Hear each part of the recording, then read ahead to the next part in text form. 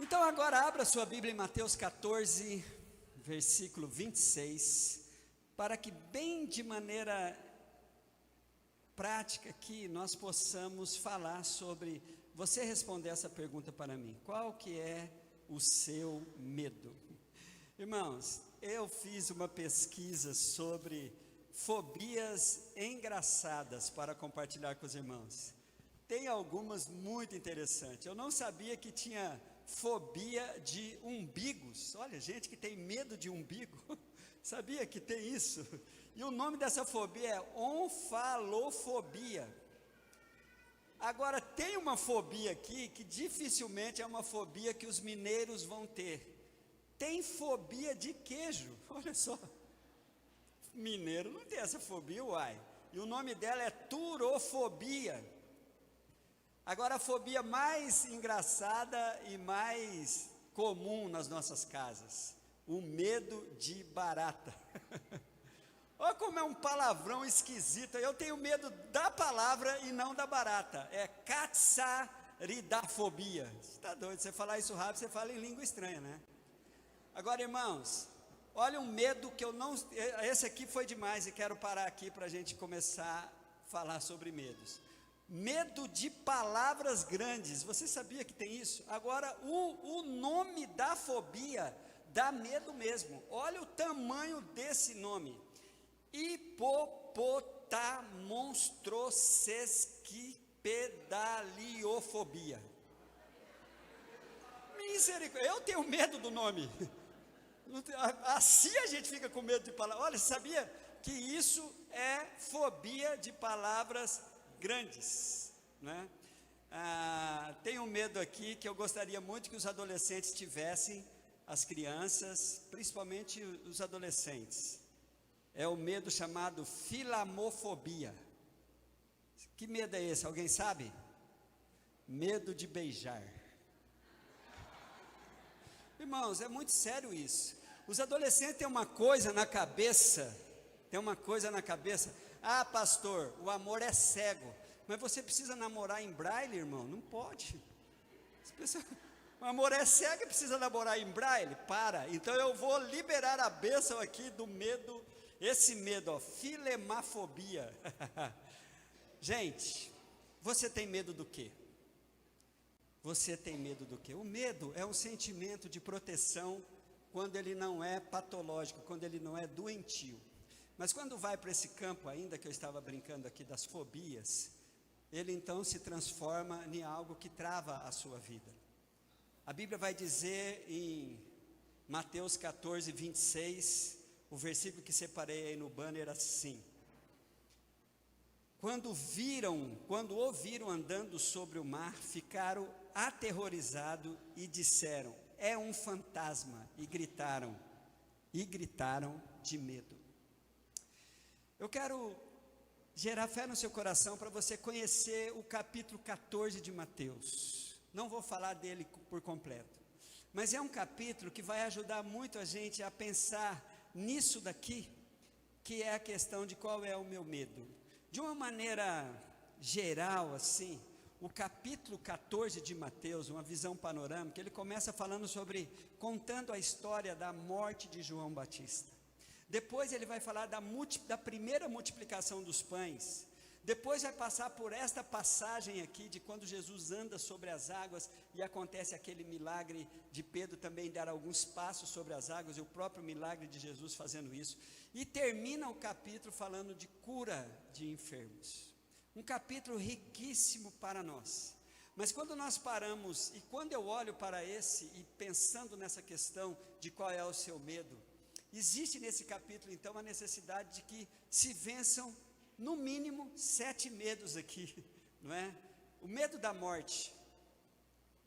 João Batista morreu, mas a vida continua, porque nós continuamos com a vida, que é Jesus. O medo da escassez de alimento. Quando o medo da escassez de alimento, da pobreza chega, quando você se vai em direção de Jesus, Ele vai sempre multiplicar pães espirituais e materiais na sua vida. Temos aqui também, irmãos, o medo dos ventos contrários, não é? A Bíblia diz que os discípulos, nessa passagem que vamos parar aqui um pouco, enfrentou ventos contrários. Medo do que não existe, no caso dos discípulos, medo de fantasmas, medo de tempestades fortes, de ondas grandes, os discípulos enfrentaram aqui. E o medo de sair da zona de conforto, apesar dessa zona de conforto não estar tão confortável assim, mas você tem medo de mudar essa situação. E o último medo aqui, o medo das doenças, o medo das enfermidades. E quando você olha para esse texto, eu quero te chamar a atenção para esta realidade que os discípulos estavam vivendo aí, a partir do versículo de número 24, que a Bíblia diz que Jesus mandou que os discípulos fossem à frente. Quero chamar a atenção de vocês, do versículo 22 em diante, diz assim a Bíblia, logo em seguida Jesus insistiu com os discípulos para que entrassem no barco e fosse adiante para o outro lado, enquanto ele despedia a multidão. Tendo despedido a multidão, subiu sozinho ao monte para orar. Ao anoitecer ele estava ali sozinho, mas o barco já estava a considerável distância da terra, fustigado pelas ondas, porque o vento soprava contra ele. Alta madrugada, Jesus dirigiu-se a ele andando sobre o mar. Quando viram andando sobre o mar, ficaram aterrorizados e disseram, é um fantasma, e gritaram de medo. Vamos parar aqui só um pouquinho. Que dia especial foi aquele? Que noite especial foi aquela?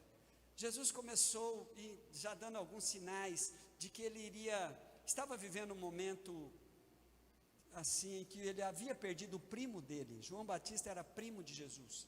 E mesmo naquele momento dele ter já recebido essas notícias, tendo multiplicado os pães, ele fica ali um pouco, pede para os discípulos ir à frente, ele dá uma atenção melhor para as multidões daquele dia. Não é muito comum Jesus fazer isso, porque o ministério dele era muito intenso, e depois ele vai ficar sozinho para orar.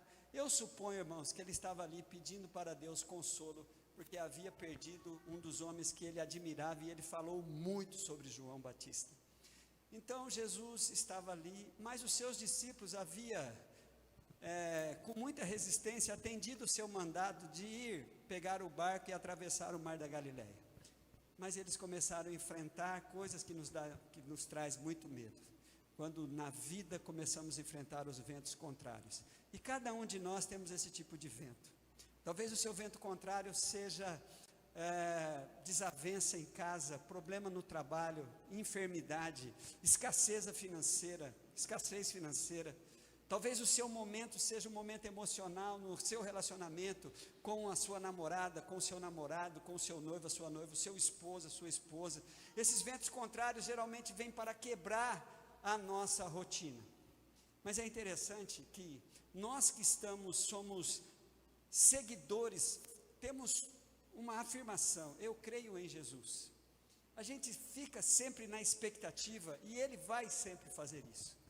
Quando estamos enfrentando qualquer dificuldade, irmãos, não tem uma pessoa que não testemunha isso, de ter percebido como Deus veio em sua direção. Jesus então vem à direção dos discípulos enquanto ele está ali, e de uma maneira radical naquele dia, de uma maneira em que ele chamou a atenção, e é muito lindo esta cena quando ela é reproduzida pelo cinema, né? Agora vocês podem ver essa cena nessa série que tem na Netflix, The Chosen. Vocês podem, é muito legal mesmo, os discípulos, é uma série que eu recomendo, né? Então é interessante aquela coisa, Jesus radicalizando, andando sobre as ondas, mas a reação dos discípulos é algo que tem que nos preocupar. Os discípulos revelam o que eles tinham dentro deles, alguns medos. Irmãos, nós temos alguns medos dentro de nós, que evidenciam só em que situação eu estou e o quanto eu estou longe da vontade de Deus. Porque de Deus eu não consigo ficar longe, né? A gente já falou isso aqui. Mas existe as crises, os momentos difíceis, os ventos contrários, as tempestades, revelam muito como que eu estou aqui por dentro. Como que eu enfrento isso? Se com desespero ou com esperança? Se com firmeza ou com escândalo? É interessante que os discípulos então evidenciam o que eles tinham dentro deles. Eles tinham uma fé em fantasmas. Eles começaram a gritar dizendo: é um fantasma. Fantasmas podem até existir, mas tem poucas pessoas que tiveram experiências com eles. Talvez alguns movimentos, casas assombradas, coisas parecidas. Jesus, naquela atitude de ir sobre as ondas, na minha concepção, ele então está querendo mostrar para os discípulos o que eles tinham dentro deles. E eles tinham medos, eles tinham fobias, coisas que o travavam. É este que é o medo perigoso. É este medo que faz você acreditar no que não existe. Este é o medo que eu sempre repito aqui na igreja, que o medo é a fé no inimigo. Este medo que faz você acreditar na circunstância contrária, e não na evidência de que Deus sempre vai vir ao seu socorro. Irmãos, eu estou dizendo sempre, não é só de vez em quando não. O Senhor não permite que você enfrente qualquer situação que ultrapassa as suas forças de vencer essa situação, porque vem dele as duas coisas, a situação e a capacidade que você tem de vencê-la. Então os discípulos evidenciam isso. O que será que tem dentro de mim que mostra que eu estou longe da vontade de Deus, que eu estou longe do que é revelado na palavra de Deus para mim? Eu quero deixar isso para que o Espírito fale com você a respeito disso. Os discípulos ali então estavam com medo de fantasmas, e cada um de nós temos muitos fantasmas. Medo do fracasso, medo da solidão, medo da morte, como eu já disse aqui, medo de demônios, medo de doença, medo de coisas, medo de gente, medo de amar, medo de ficar sozinho. Impressionante, não é? Medo de se machucar, medo de machucar alguém. A gente tem muitos medos, mas é interessante, irmãos, eu sempre gosto de lembrar a igreja disso aqui. Jesus não quis falar sobre fantasmas. Jesus não tocou no assunto. Eu tocaria. Eu já daria um sabão neles ali, porque aproveitaria para evidenciar o meu conhecimento exagerado que eu tenho sobre o folclore judaico. Está doido, Jesus não fala sobre isso. Eu achei isso maravilhoso demais. Jesus não quer falar sobre fantasmas. Jesus quer evidenciar quem Ele é, e o que nós podemos fazer quando nós conhecemos quem é Jesus. Jesus então estimula aqueles discípulos, no versículo de número 27, olha aqui para mim, a vencer os seus medos. Mas Jesus imediatamente lhe disse: coragem, sou eu. Irmãos, esta palavra, essa revelação de Jesus, lança fora todo o medo, amém? É o que ele chama: olhe para mim, sou eu, e se eu que estou nisso, você vai vencer, já está resolvido. Está se resolvendo, mas pela fé, já tome posse, porque a solução já está liberada por Deus. Tenha bom ânimo, sou eu. Não temam, sou eu. Jesus manda a gente potencializar algo que todos aqui têm. Você tem um ânimo, mas você precisa colocar um adjetivo de qualidade nesse ânimo: o bom ânimo.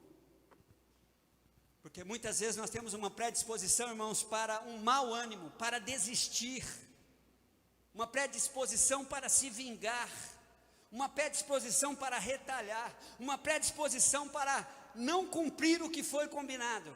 Mas Jesus me chama a atenção nessa noite, para que tenhamos bom ânimo, porque é Ele que está nessa batalha. Aí Ele diz: não temais.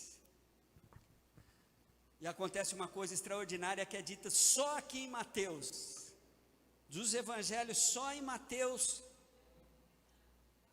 aparece esse desafio de Pedro. E é muito bom de vez em quando você, na sua relação com Cristo, você desafiá-lo.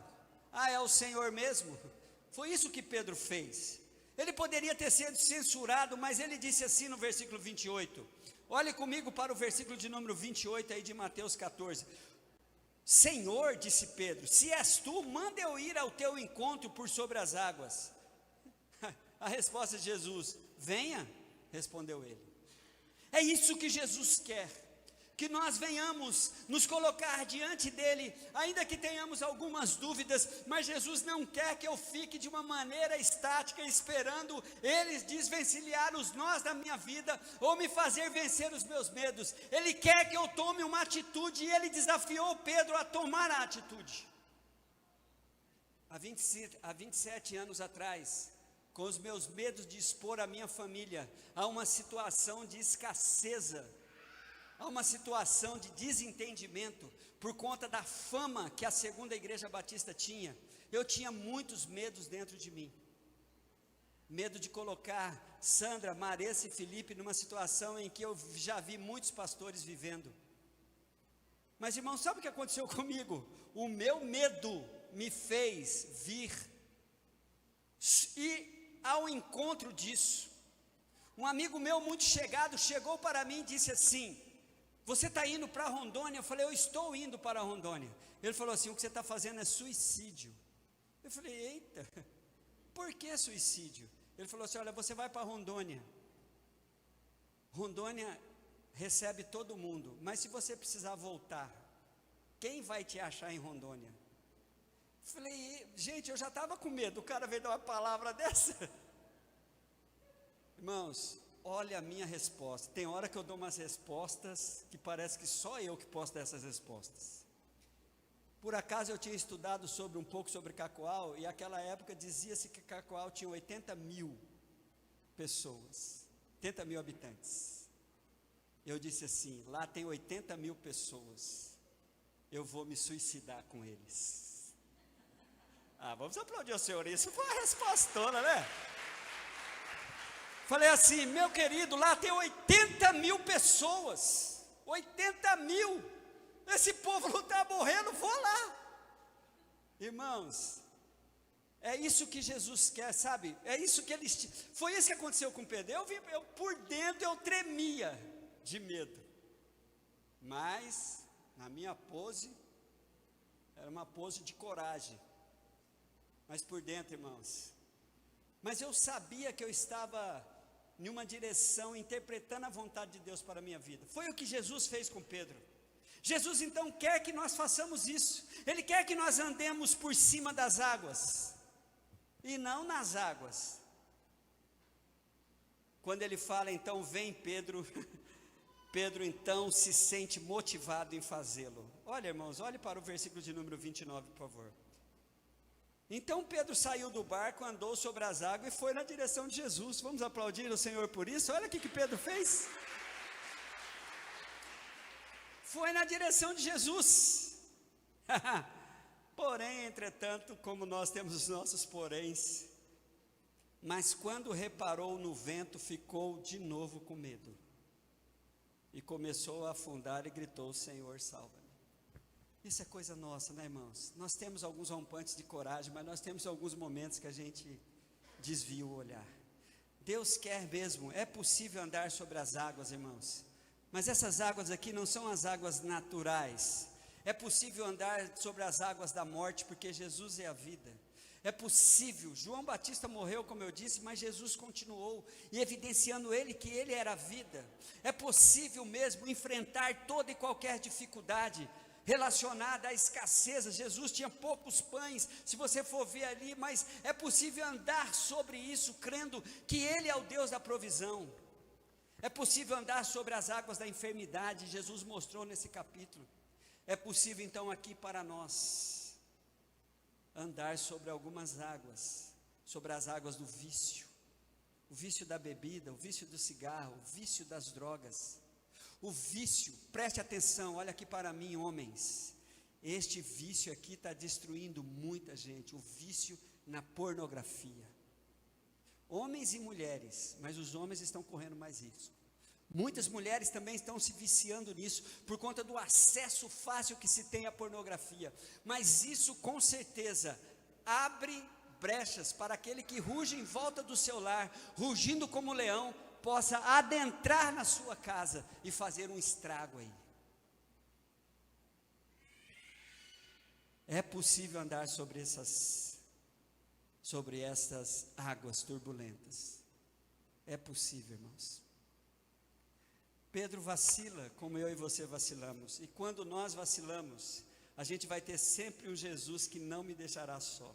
A Bíblia diz que quando Pedro começou a gritar, porque ele estava olhando para o lado errado, ele começou a reparar nos ventos, nas ondas, e ele começou a afundar. Se nós fizermos isso, irmãos, vamos afundar. Quem começou a ter um relacionamento com Cristo e começa a tirar os olhos de Jesus, olhando para as coisas que não vão fazer você andar sobre as ondas. Você acha que o defeito das pessoas vai fazer você vencer na vida? E você só está chamando a atenção, a sua atenção só é chamada para as coisas erradas que estão sendo feitas. Você acha que as últimas fofocas que se tem na internet vai ajudar você a vencer, a andar sobre as águas da vida? Você acha que saber mais sobre a vida dos outros do que de Jesus vai ajudar você a vencer? Quando a gente tira os olhos de Cristo, da excelência que é Jesus, das promessas que Cristo tem para nós, não tem erro, você vai afundar. Mas Cristo é Cristo e Ele fez o que Ele sempre faz. Imediatamente Jesus, versículo de número 31, estendeu a mão e o segurou e disse: homem de pequena fé, por que você duvidou? É hora da gente hoje quebrantar o nosso coração. Você tem duvidado de que Deus pode e de que Deus vai fazer? Não duvide, tenha fé, tenha esperança, seja perseverante. Mesmo Jesus não precisa da sua dúvida nem da sua fé para se revelar para você. Mas quando bater o desespero, faça como Pedro. O que Pedro fez? Ele clamou, ele pediu para Jesus. Imediatamente ele começou a gritar: Senhor, salva-me, que nem diz o versículo, como diz o versículo de número 30. Aí Jesus pega Pedro, entra no barco, todo mundo ali fica admirado. Quem é este? Olha que lindo que os discípulos aqui dizem. Então os que estavam no barco, versículo de número 33, adoraram dizendo: verdadeiramente tu és o Filho de Deus. Irmãos, mas como eu gosto de falar isso aqui para a igreja, como eu vou falar de novo. Imagine vocês junto comigo, se os 11 discípulos dissessem, até Judas, quando Pedro falou assim: Senhor, se é tu mesmo que está vindo em nossa direção andando sobre as águas, faça eu ir contigo. Os outros discípulos falaram: eu também vou. Já pensou, gente? Era 12 discípulos andando sobre as águas aquele dia, mas só Pedro venceu um dos medos, que é o seu medo. Essa vidinha de barco que nós temos, essa vida não é tão segura assim, mas pelo menos o barco me dá uma segurança. A expectativa era que todos naquela noite viessem dizer: eu também vou. E 12 homens estavam andando sobre as águas, porque não estavam assistindo o ousado, todos estavam sendo ousados. Sabe o que Deus espera de nós?